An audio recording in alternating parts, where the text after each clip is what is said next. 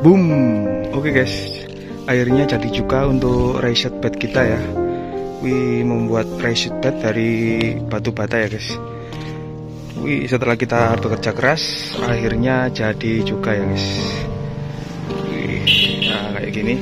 Untuk jalannya saya menggunakan batu bata dan saya lubangi untuk bagian tengah-tengahnya kayak gini.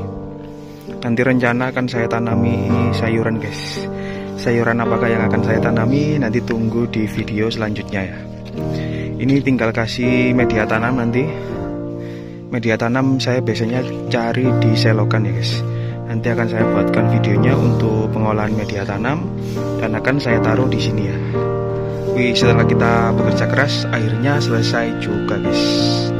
Oke, untuk kelanjutan penanamannya kalian bisa tunggu di video selanjutnya ya. Oke, jika kalian suka video saya, jangan lupa like dan subscribe dan klik tombol lonceng supaya kalian tidak ketinggalan video-video updatean dari saya. Terima kasih, salam Oki Channel.